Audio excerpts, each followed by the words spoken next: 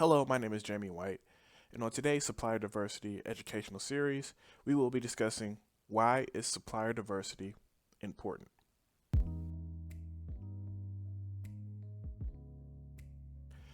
Hello and welcome back. Once again, this is Jamie White, and today we will be discussing why is supplier diversity important. Now, last week we had an introduction to what is supplier diversity. So if you're curious about, or if this is your first video and you want to know more about the basics of supplier diversity, please check that video out. But as we move forward, we're going to be talking about the importance, kind of the arguments behind supplier diversity programs. Now, to begin, I want to say please subscribe to our YouTube channel, like the video, leave a comment on the video, and obviously share with anyone that you think would be interested in learning more about these types of educational videos. In addition, if you're looking to support kind of some of the things that we do as we move forward, in addition to supplier diversity, we're going to be talking about other things such as like social procurement, economic development, anchor missions, so things of that nature. If you want to support us as we continue along these types of videos, please check out Supplierty.com, and as you can see, you can subscribe for the first month for only 99 cents, and then after that it's $5.99. Now, for a quick review, I want to go over what is supplier diversity. So, as you can see, it is a proactive business program that promotes the purchasing of goods and services from previously underrepresented communities. And at the second point, you can see what those underrepresented communities entail. So, minority-owned, women-owned, veteran-owned businesses, LGBTQ-owned, disabled-owned, small business, as well as service-disabled, veteran-owned as well. And again, the whole purpose behind this is to diversify that supply chain by connecting with a supplier base that can reflect your local community. Now, I do want to note that there are additional programs outside of supplier diversity that can be implemented into a corporate structure. So supplier diversity is just one of many. As I mentioned previously, you have other things such as social procurement, anchor missions, economic development. There's also sustainability, a reinvestment strategy, small business, etc., as you can see here. The reason why I'm kind of bringing these up is because while we're talking about supplier diversity as a business program and a strategy, you should also understand that supplier diversity can also sit under any of these additional programs, or vice versa. These programs can sit under the supplier diversity strategy. So when you're looking for a company that has a supplier diversity program, or if you yourself have one, it is not unusual for that to sit up under any of these. Now, the purpose behind these programs, before we get into the why, we have to really understand what it is from a high level, and then the purpose behind it. So when it comes to just a business program in general, the reason why different business strategies are implemented is for two reasons, right? A company or an organization is looking to increase their revenue or to decrease their expenses. So we just have a couple of ways that you can do that, which is, sell a new product, raise prices, target a new market, or if you're looking to decrease expenses, you can eliminate employees, so basically fire employees or maybe end a facility, supplier or product or service that you're selling. You can also renegotiate an expiring contract. It can be a supplier or maybe even an employee, and then find cheaper or an alternative solutions to maybe a product or service, or an employee, maybe hire an independent contractor for less. Just things that like that. So basically, when you're implementing different programs, these are the two things that you're looking for. And supplier diversity is no different, right? It's the reason why it's implementing is to address, how can we increase revenue or how can we decrease expenses. Now, what other programs are similar to supplier diversity that kind of have these arguments that, for the most part, the majority of Americans can kind of get behind? And the first thing that I thought of is small business, right? That's why I have why support small business. So if you can understand why you want to support small business, I think that there's a very logical, leap to why support supplier diversity, and we'll get into that in a second. But before then, let's talk about why people support small business, or why connecting with small businesses is a good idea. So first things first, we kind of go over the highlights of small businesses in general. They're flexible and they can innovate quicker than large businesses. I've heard the example given that small businesses are like kind of like a speedboat, so they're easier to turn versus large corporations, which are like huge, kind of like cruise ships or huge yachts where it's going to take a while for them to turn. So hiring a small business means that they can innovate easier and quicker in a lot of ways if you're looking to do business with them. Provide a premium service in areas where large firms cannot offer a lower cost with. So that may be something along, this is very, I guess, just an example. So let's say that you may want, janitorial service or whatnot. Instead of going to like a large corporation, maybe there's one that's within your local area that can, do that service for a lot cheaper and a lot premium because they're right there. They understand kind of the neighborhood and your facility for a lot longer. Drives competition. So obviously the more small businesses that you connect with, it's going to increase the quality as well as in turn offer a more reasonable price for that quality because everybody's competing for that same space. And they're better equipped to implement services or products that are risky but can push the industry forward. So this kind of goes towards innovation, but small businesses can also more entitled or more entailed to trying new things so that they can become one day a large business, or because they're trying to create a portion for them or some type of competitive advantage that where they can hopefully expand that. So you're going to get small businesses willing to try new things in order to push the industry forward, and that can be good for you if you are attached to them as they're looking to expand and essentially getting a quality product that's forward thinking for cheaper. So those are some of the things that make doing business with small business for organizations very exciting and very a good idea, if you will, when it comes to that. Now, when we're talking about supply diversity and small business, again, supply diversity programs can include small business. So as you can see, if you're in a lot of ways, if you're pushing for small business, you're also pushing for supply diversity just because they're connected. But also, many diverse firms are also small businesses, right? So when you're looking at these arguments for minority-owned, women-owned, veteran-owned companies, you'll also see that there's a lot of similarities in terms of the quality or the positives that people push forward. I've seen all the things that I mentioned in supplier diversity pamphlets that are pushing diverse businesses as well, and that's because they're both small businesses. But in addition to that, there should obviously also be additional reasons why you should also want to look for specifically diverse suppliers.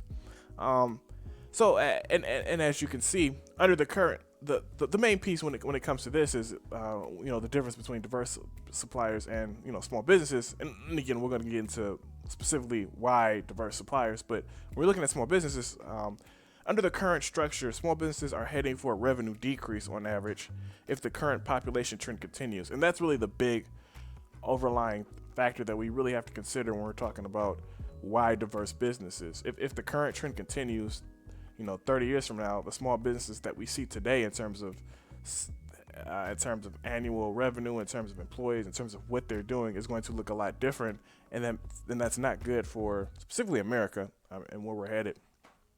So as you can see, and I actually had this slide on what is supplier diversity, just kind of the overview of what is the positive arguments in favor for supplier diversity and then what are the negative ones against it. So you can read through those because we're going to go through line by line if you're not looking at the screen, so don't worry about that. But just kind of 3 points there for both sides, and let's go ahead and let's take a look at it so we can understand why supplier diversity is important. Now, the first note in favor of supply diversity is a growing diverse population.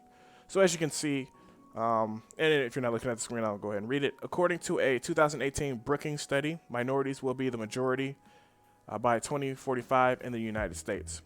So during 2045, whites will comprise 49.7% of the population, and then the other 50.3% will be made up of Hispanics, blacks, Asians, and people of multiracial people. So Again, we're moving towards a new population, and the current structure in terms of how small businesses are broken down is not equipped for that. In addition to that, according to the 2018 U.S. Census Bureau, non-Hispanic white residents now make up less than half of the nation's under age 15 population. So we're already there. We're already in a world where there are more diverse than non-diverse people, in particular when it comes to people under the age of 15. That's also why you're seeing a lot more push for diversity, if you know, just in general, from entertainment to sports to business as well, but just kind of all over the place, is because it's already here, and 20 years from now, companies specifically are looking to take advantage of this diverse population and market specifically to them. Next up, supporting disenfranchised groups.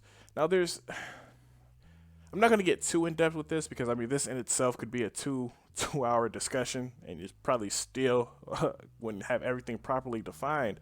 But what doesn't really get its proper due or properly accounted for is how American businesses specifically were built, and how there were groups that were not able to take a part of that. Now, I understand that obviously under the rules today there are certain policies in place to ensure that doesn't happen. Although it does in certain instances, but I think there is a vastly misunderstanding and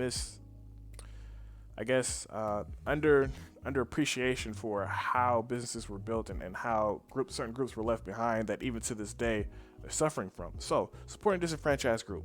It is well known that non-white males have suffered a history of discrimination on varying levels throughout modern history, in particular in the U.S. And I give the example of the GI Bill of 1944, which was credited with providing millions of returning World War II veterans with the opportunity to access wealth-building opportunities. Oh, this sounds good. Veterans come back after serving in World War II. They obviously deserve some type of compensation to help them build their wealth after sacrificing everything for this country. Unfortunately, 3 years into the administration of the law, a survey of 13 Mississippi cities found that African American service members received just 2 of 3,229 loans made by the Department of Veterans Affairs to support home ownership, business, and farming. So as you can see, just looking at African Americans in this example, but without the assistance of the government that the government was providing to all veterans at that time, in particular in Mississippi, now we have a group of Black African Americans in Mississippi specifically that should be gaining ground when it comes to wealth building and creating businesses, but due to the disenfranchisement are not able to do that. So now when we look a generation or two behind, it's not surprising that people in that area, or African Americans in that area, are not as well off, right? And this, and I can think of tons and tons of more examples of this, but this is just one of many. And it's not just African Americans, there's Hispanic Americans, women, LGBTQs. There's a lot of examples of this, and trying to figure out how do we assist groups that were not given the opportunity to participate in these wealth building programs by the government is another piece of supplier diversity and why it can help. So supplier diversity is a way to assist historical disenfranchisement with opportunities that was refused to those groups in the past. Now, the last point, and I do want to note that these aren't the only arguments in favor for supplier diversity. These are just a couple that you should probably be aware of in understanding why supplier diversity is important. The last piece is reflecting the local community. So we already went to the fact that population is changing, but let's also talk about small businesses and are they today reflecting their current breakdown? Because in a lot of ways they aren't. So as you can see, reflecting the local community, there are 8 million minority businesses, 13 million women-owned businesses, and 2.4 million veteran-owned businesses in America. Despite these numbers, there is an underrepresentation of diverse firms in America. Now, that may not seem like the case, but it is, and let's go ahead and let's get into it. So, for example, in a recent MBE study by Supplier News, so by us, it was found that on average, the United States has a negative 12.5 point difference when comparing minority population percentage to MBE small business percentage by state. Now, I know I just said a lot there, and you may not have understood. So, because of that, I give the example. So, in California, white non-Hispanics make up 27% of the population, but own 59% of small businesses. So as you can see, that is a huge gap, despite white Americans making up less than 30% of the population in that state. They own almost 60%, so almost 3 out of every 5 small businesses. That is a huge discrepancy. And if this continues, I mean, that's going to impact a lot of things like wealth gap, specifically that we'll talk about a little bit later. But the last point is as of 2018, no state in the nation actually has a 0 or positive ratio. So in every state, there is some type of negative when it comes to the amount of specifically minorities in that state as compared to the amount of small businesses on a percentage basis. And again, it goes for not just that, it goes for women as well. I haven't specifically looked into veteran, so I would have to take a look at that.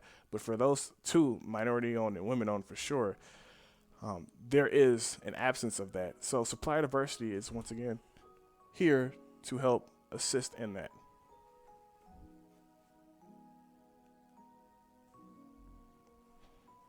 Next up, supply diversity disputes. So we looked at the arguments in favor of.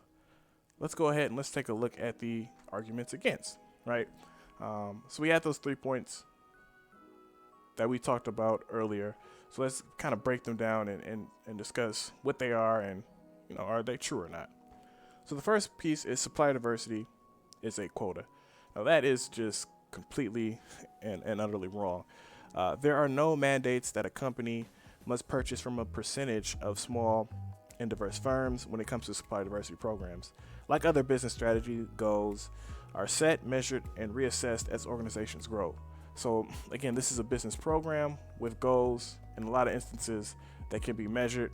And then if you're not meeting those goals, reassessed if you're looking to, grow that particular program. Quotas do exist. I'm not going to sit here and say that they don't. Quotas can exist for a number of reasons. But when it comes to a supply diversity program specifically, that is something else entirely versus quotas. In addition, quotas are generally used when it comes to like government run pieces. So for example, there may be quotas when it comes to hiring from small businesses. And that sits with the government versus supply diversity, which is generally seen in the private sector. There are some public sectors like, for example, like higher institutions, so like universities and colleges that also have supply diversity programs as well. But you mainly see it in the private sector. Now, supply diversity has no return on investment. So we talked about, let's go back to the start, which is there are 2 different things that companies are looking to do when they implement any program, which is increase revenue or decrease expenses. So because of that, you kind of have to look at both things to see if there's any return on investment in that. Now, while this isn't a supply diversity example, this is one of the arguments that have led to the promotion of supply diversities. So, automotive companies found that sales within diverse communities increased when dealerships were given to people that reflected that demographic. So, when it comes to the dealership example, if a Asian American owns a dealership in a community that's majority Asian American, or just Asian specifically that are in America, they actually found that more Asians will now purchase from that dealership, which is increasing their market share, among Asian Americans in that particular location. So because of that, and they understand that that does have a benefit, they're trying to utilize supply diversity in that same breath. So there is return on investments in diversity when it comes to increasing sales. That's already been proven. It's not debatable. The question now is, can supply diversity do that? And it can. It's just there is no obvious direct. Okay, we gave this Hispanic person a dealership, and now we're getting new sales. It's more indirect in terms of, okay, we're purchasing from this diverse supplier. Now their employees are purchasing from us. So that's going to be a little bit trickier. So you'll never get a 100% this is how it is statistic, because that's just harder to track. But there is a return there if done correctly. Next up, it can be measured through the cost savings. So the more suppliers you are aware of, the increase in the possibility of hiring a supplier that would deliver a quality product or service. So, this one kind of speaks to the decreasing expenses piece, which is essentially the argument that the more suppliers that, you put into an opportunity generally are the better, right? Increasing competition is never a bad thing. Increasing competition with small businesses is good, and then further increasing that with diverse suppliers, in particular within your location, is also good, because there's more likely of a chance to get you a better quality product or service. So the last point that I wanted to talk about is supplier diversity is a racist program, which some people have made this argument. Once again, that's just, veteran-owned companies are part of are a staple. Veteran women-owned companies are a staple when it comes to supplier diversity programs. So that 100% just is not correct.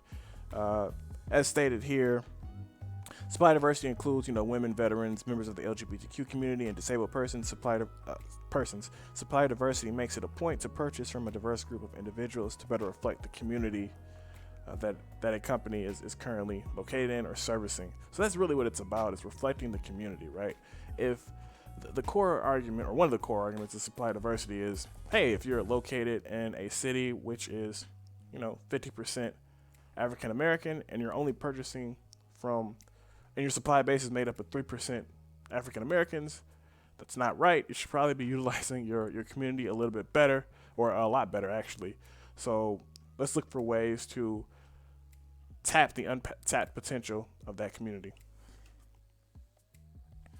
Okay, so there are certain questions when it comes to supply diversity as we're moving forward. It's important today, but where is it going tomorrow, and why is that important? So some questions are, should companies that are diverse and non-small businesses be added? So such as large, diverse companies, should those be included in these spending goals that some of these companies have? Should supplier diversity be combined with other programs? So like we mentioned before, social procurement, sustainability, things like that. Should these just become one program? That's also a question. And then lastly, should other groups be added into supply diversity buckets? So should rural businesses, for example, be added? Should companies, formed from previously incarcerated individuals, should that also be a part of supply diversity? So there are questions within supply diversity as we're moving forward, that you have to be aware of as we're moving forward, or you may be interested in, as we're moving forward. So the future of small business and supply diversity, because we're talking about minority business in this, but so between 2007 and 2012, 2 million minority businesses were added to account for $355 billion in additional sales. Now, while that sounds good, the 2 million MBE account for a 38.1% increase over the 5-year span, while sales growth accounts for only a 34.7% increase. Now, what that means is that despite the growth in the number of MBEs and sales, the average sales amount per firm for MBEs decreased by about 2.5%. Now, the number is even worse when analyzing the drop in average sales per firms for African Americans and Hispanic Americans. Now, I understand this is between 2007 and 2012. At the time of the study, we weren't able to get the most up-to-date information, but the argument here is that if this trend continues, which is an increase in MBEs as well as sales, but the number of MBEs is outpacing the amount of sales, what we're going to see is just a lot of MBEs with lower sales, right? And that's just not good. What you would hope to see is more MBEs and then an even greater number of sales to get that average to be increased. But once again, this is an issue that supplier diversity needs to be implemented in order to assist. Second point is, if a growing number of businesses are receiving fewer sales, that decline means a decrease in employment. resources, and wealth for a growing number of Americans. Once again, remember that the population is now shifting over. Meanwhile, despite the 1 million decrease in non-minority owned firms, non-minority businesses saw their total sales and average sales per firm increase 6.8% and 13.1%. So, despite essentially white-owned small businesses decreasing by 1 million, they're actually going up in terms of the amount of money that they're making, and then that in turn leads to the average also increasing. So once again, we're talking about that wealth gap. As the population shifts over, that wealth gap is going to increase if businesses continue to have this unfortunate, not the same level of growth for both types of firms. Overall, supply diversity is really here to create an ecosystem, right? So this is just the last slide. So if you're still here, I appreciate you hanging with us.